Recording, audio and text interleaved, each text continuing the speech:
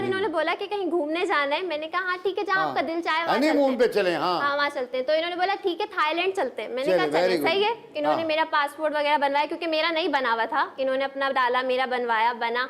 हम लोग गए वहाँ पे, एयरपोर्ट पे पहुंचे। एयरपोर्ट पे जाके इनका एक अलग रूप बाहर आया, वहाँ पे अलग ही रूप इनका बाहर आया एयरपोर्ट पे जाते ही। वहाँ पे हम खड़े हुए थे एयरपोर्ट की लॉबी पे। मैंने इनसे बोला अपना पासपोर्ट दिखाएं, वो लोग मांग रहे हैं।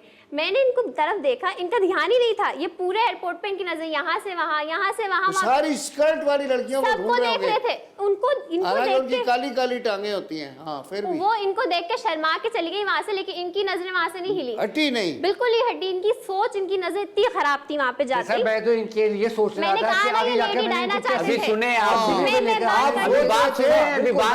ये सोच रहे हैं अच्छा करना है कि ये स्कर्ट जब आयशा को पहनाएंगे बिल्कुल कैसे अच्छी लगेगी, कैसी लगेगी। वाह वाह वाह। अच्छा बात पलट दी, फौरन बात पलट दी। इनकी सोच मैं पहले सोच गया है। इनकी सोच देखे और मेरी सोच देखे, इनकी सोच कुछ ज्यादा ही अच्छी है, मुझसे बहुत अलग है। इनको क्या पता कि किस तरह से हम लोग बाहर गए घूमने के लिए, ठीक है, बीच साइड गए। वहाँ पे जैसे वहाँ का माहौल होता है, वहाँ पे बीच पे क्या हुआ, वहाँ तो फिर जम ही गए होंगे ये। जम ही गए थे और मुझे कह रहे तुम ऐसे कपड़े क्यों नहीं पहनती। मैंने कहा बिकनी। हाँ, मैंने कहा ये मैं कैसे पहन सकती हूँ। मतलब आप अपनी उम्र देखे, मुझे आपसे ये उम्मीद तो नहीं थी कि आप ऐसा बोल सकते हैं। मतलब आप कोई जवान लड़के तो नहीं है। आज आके बीच में कहने लगे कि तुम बिकनी पहनो।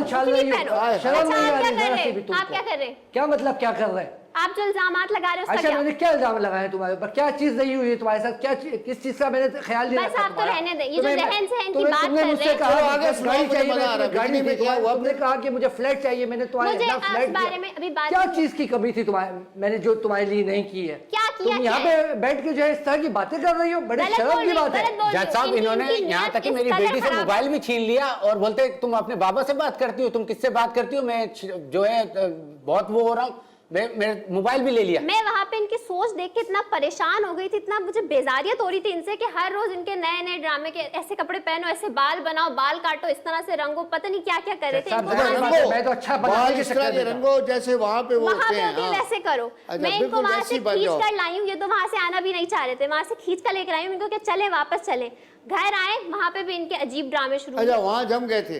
वहाँ जम गए, इनका हिलने का मूड ही नहीं था, वहाँ से हिलना ही नहीं चाह रहे थे, पिघल ही नहीं रहे थे। घर पे आए हम लोग, ठीक है, उसके बाद मुझे कह रहे हैं कि मैं सोचो हमारी भी एक औलाद होती।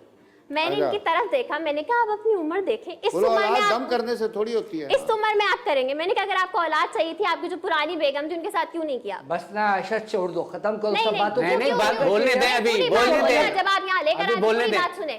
जैसा मैं इसकी सब बातें बांधने को तैयार हूँ, मोहब्बत से प्यार से इसको लेकर जाना, खामोश हो जाएं, बात सुने। मैं इसको खुला नहीं दूंगा, मैं इसको साथ लेकर